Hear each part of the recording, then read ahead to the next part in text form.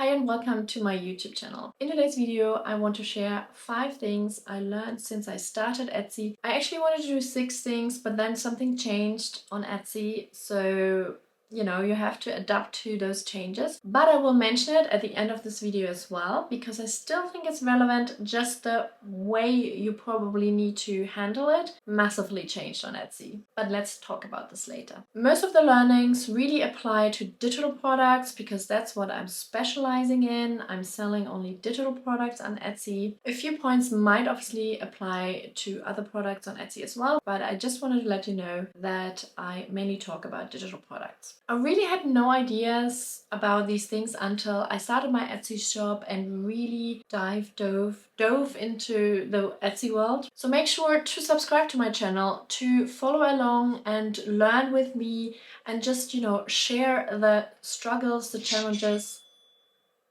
and the joys of Etsy. And especially if you want a more mindful approach to Etsy, where it is not about, oh my god, I have to be successful tomorrow with Etsy, otherwise I'm failing kind of situation, then this channel might be also for you, because I'm talking a lot about hard work, perseverance, and patience along with success. So there's still success, there's still growth, but it's not the maniac things you sometimes see on YouTube which just make you feel a failure. So let's just normalize perseverance, patience, and slow growth. Without further ado, let's get started. So my first learning is that you should give a lot of value to your customer, especially with digital products. It's maybe actually easier because you create something and then you put it out there and it lives there and it doesn't have to be created or shipped or any other work around it. So you want to make sure that what you create gives a lot of value to your customer. So the customer should think, oh my god, this is really brilliant and it really doesn't cost much, so I definitely buy it and it will help me, basically. I'm saying that because it's really hard sometimes to establish your pricing on Etsy. You put sometimes hours or even days into a digital product and it's worth a lot. You put your heart in, your time, everything, and for you it's worth a lot, and it is worth a lot. But a customer just wants a different feeling. The customer doesn't really know how much time you spend on this product, but they do see, what kind of value it brings for them. And if it is priced, like they think, I'm having a great deal with that, it really doesn't cost much, and I'm getting so much out of it, I am definitely going to buy it. So that kind of thinking you want, and it is a bit hard to find a good balance. You don't want to make it too cheap because that also gives a certain message, but you don't want to make it too expensive. Don't value your listing based on your time and your effort and your heart and your sweat on your heart, or whatever you say. And maybe you have to experiment with that a little bit as well. So maybe you put a price out there, see what works. Maybe you go a bit lower, maybe go a bit higher at some point. But give the customer more value than you think maybe they deserve. I don't know, that sounds a bit mean, but with us we want to make money, so we want to have the highest price, and the more customer the better. But at the end of the day, if you switch your thinking a little bit and really think like, okay, what I'm creating really helps people, and they should not think, oh my god, I can't afford it. They should think like, this is great, this is such a great deal, this is a bargain, I can improve my life and it doesn't cost a fortune. That way of thinking. And that's really something I learned and continue to kind of put my head around and improve how I basically sell stuff or present stuff. But it is one of the most important things on Etsy, in my opinion. That brings me to number 2. It depends again what kind of products you sell, but I started off with kind of 1-pages PDFs people can download, and the price point was about $2. $2-3. So really low price point, but also they just got 1 page. So then I started to create bundles, and by that I mean it's a lot of pages together to have like a kind of a binder or something like that. So maybe you get now 40-50 pages in one product listing, and rather than pricing it $2 times 40 for 40 pages, which would be like $80, that's something you wouldn't do.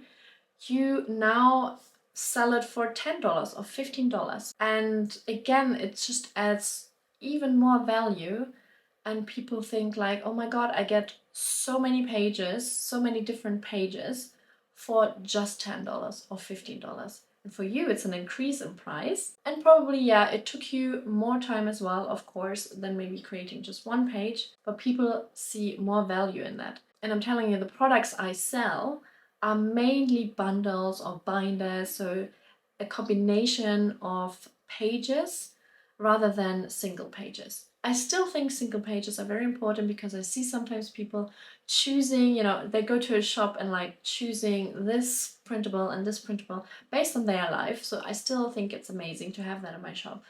But I make the real money with a lot of pages in one kind of listing, so a bundle. And I also recommend, once you have a few listings, to do a whole shop bundle. It doesn't really matter if you have only 20 listings or something, or 20 different products. I think you never know who really loves your shop and your brand and wants to buy everything. And then you can also put the highest price on it, right? So I think my whole shop bundle is not that expensive yet, maybe around $50, $60, $70 depending on what kind of sale I'm running. And people can buy that and they get, I don't know how many printables. There's so many like single printables, but then there's also these bundles, like they get loads and loads and loads just for $50. So again, the value is just even more for what they pay. But still, the more people buy something for $50, the more money you make. So it is at some point a win-win situation. So that also brings me to my next point. I just mentioned it, run sales. So people have different opinions and feelings about running sales. I sometimes think you should put your feelings aside or try or have the feelings, but still act more strategically. Sales really work, especially with digital products. I think not having a sale on a digital product just doesn't make sense. Even if you kind of create your digital product and give it quite a good price, a sale still beats a non-sale, I would say. And if you can run a sale every 24 hours, so every day a sale. And now that sounds a bit crazy, and first I was actually not doing it. I was doing like 2-3 days, 2-3 days, 2-3 days. But then I switched to 24 hours and I think it works more because Etsy just shows, oh, there are 5 hours left, 2 hours left, 1 hour left. And I don't think it's a manipulation. It is psychology. People need a bit of urgency to buy something. So running a sale, and it's possible on Etsy to run a sale every single day. You just have to schedule it. I schedule 1 week, 1.5 weeks in advance so I don't forget, because I have forgotten to run sales. And then I was thinking, why is no one buying? Because the products were actually a little bit too expensive without a sale. Yes, I have also priced my products so I can run sales. At the very beginning, I often had sales for more like 60%, 55, 50%, in that range. A long time I had sales like that. And now I actually found, because I'm building a brand and my overall brand looks a bit more, luxurious. I wouldn't say luxurious, but it has a very nice aesthetic. You get good printables, quality printables, unique printables. So therefore I think it's worth the money. So yeah, the amount of my sales or the percentage of my sales also decreased. So the price is actually higher. Again, this is something you have to find out for yourself, what works. I don't think selling 70% sale all the time works. I mean, it works maybe for some, but especially if you want to build a brand, I think that is more suitable, but that's also just my personal opinion. And then in terms of sales, actually, you will find out for yourself, but sometimes I run different sales on different days because I know that specific days people buy more and others they buy less. So on the days they buy less, I increase my percentage of discount to motivate people to buy more. For example, one of those days is Fridays, where people buy less on my shop.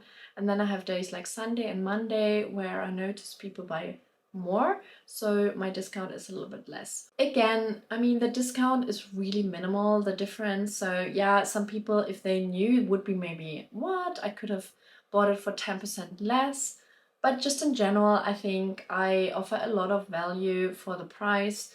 So I'm not so worried that people are getting mad about the percentages, and a lot of customers are just one-time buyers.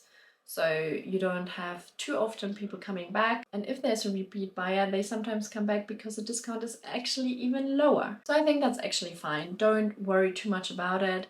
It's a sales tactic which is offered by Etsy and a lot of people use it. Why should you not use it for yourself as well? Okay, another thing I learned from Etsy is also do research, but it's not about really the research. I think that's quite clear that you have to do your research, your niche, your products, and you can use a tool like eRank. And if you want to try eRank out, there's a link in the description. I'm also happy to make another video, maybe with eRank. If that interests you, just let me know in the comments down below. But I actually don't want to talk too much about the research, which is important and I learned from. It's about another part, which is experimenting with products and listings. I will probably make 80% of your listings or 80-90% of your listings based on research. So you make sure that there's demand, not too much competition, so people actually find your shop, your listing, your product and will buy from you.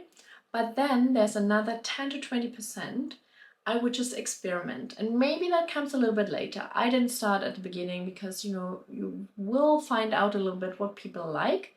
You really build a bit of a relationship with your customers. You notice what they like, the questions they ask you. You get to know them, and that's really, really cool. And then based on that, you can maybe come up with some listings, with some products, which Etsy doesn't have, or it doesn't have a good ranking on eRank or something like that, but customers probably like it. And then you just create it and publish it and see what happens. Of course, there's no guarantee, but I have actually created a few products now where I just thought, okay, maybe my customers like that. And I was very surprised that some customers really jumped on it straight away. People who followed my shop, for example, they get a notification and I loved it. I was like, oh my God, it doesn't exist on Etsy. I just came up with this idea and people actually bought it. And I'm like, yes, that's a great feeling. Also, you could look into successful listings and just use it for your own niche. So it could be basically completely different. It's not the same product, but people are interested in a certain... I think I have seen something where people are, for example, into games, like computer games and stuff like that.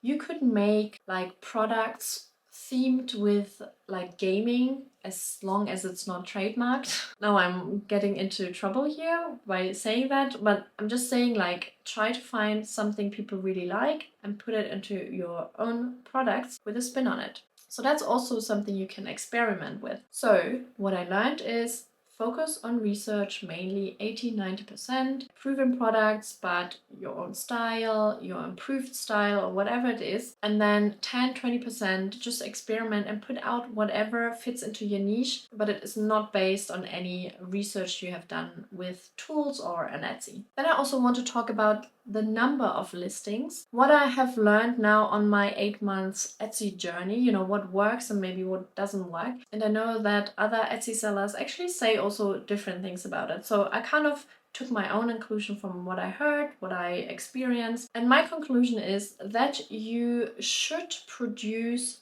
regular listings. Regular. That could mean anything, to be honest.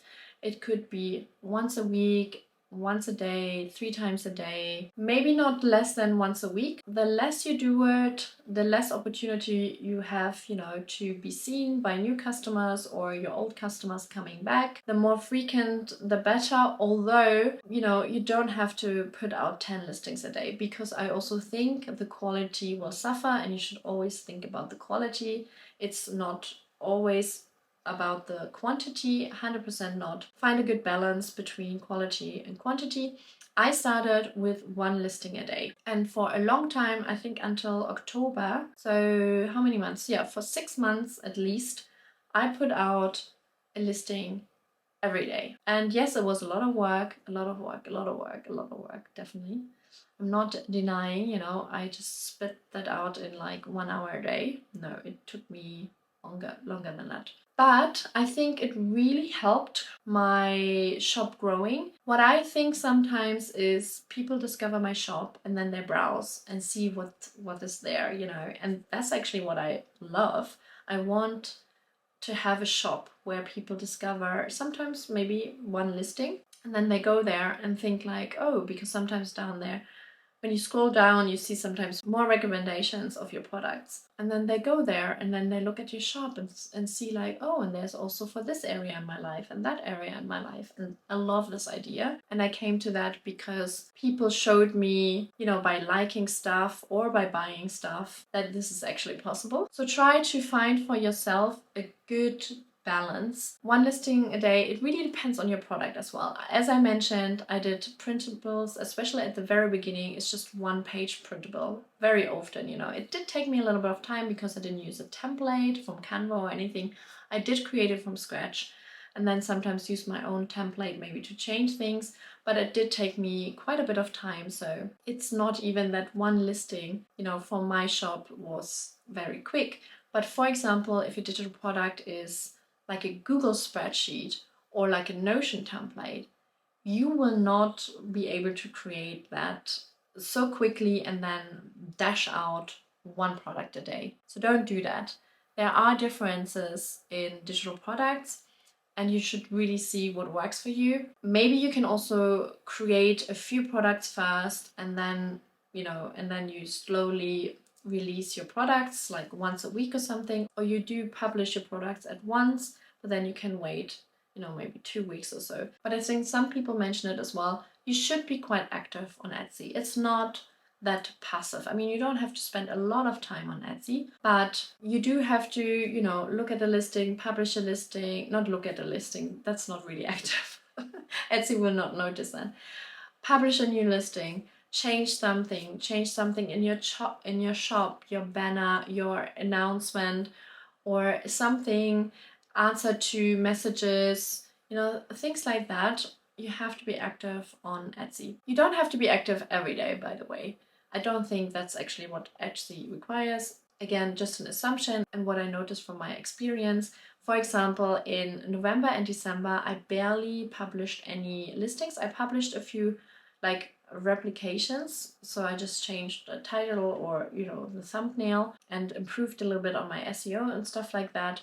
But definitely not one a day, maybe more like one a week or 1 in 2 weeks. And I was also less active. I always replied to customers pretty much immediately if I had the chance to.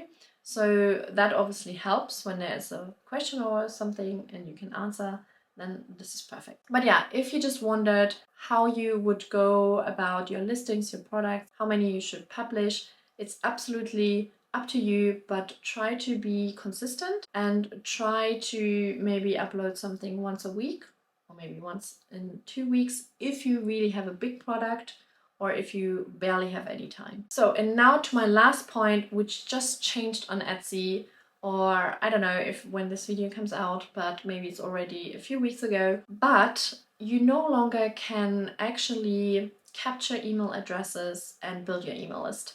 Not with the tools are available at the moment. I'm using Aweber and I really loved it. You know, it sent automatically a message to my customers and asking them to join my mailing list. And I thought that was brilliant. I wanted to recommend this to you. And now they changed it, which is really a shame. But not to worry, I will probably make another video where I talk about email list and I will find another way to add people to my email list. It just can't be by automation anymore. So I'm using this tool, Aweber for example, and they normally just send automatically an email and that's not possible anymore. I cannot email my customers either. That's also not allowed. So I need to find a way to probably build a landing page where I drive traffic to. I can probably promote it on Etsy, you know, maybe on my banner or whatever, on one of my images, but I probably also have to use other platforms like social media platforms to promote that. I'm not too crazy sad, or my email list will still grow because I do have a normal website, a Shopify website, where I also sell my products. And on that website, I already have a little pop-up where people get something for free if they sign up for my email list. So I do get people through that, so my email list will grow. But yeah, I wanted to recommend you definitely build an email list, but now I can't even recommend how to do it yet, apart from, you know, obviously have a different website and stuff like that, but through Etsy it's not possible anymore. So just bear with me and subscribe to this channel, because I will come up with new ideas how you can grow your email list, because I think it's very valuable, especially if something happens and you can't do Etsy anymore, but then you can maybe still cater to your existing customers on your email list. So these are my Etsy learnings so far. What do you think? Let me know in the comments below, and I hope I will see you in my next video. Bye!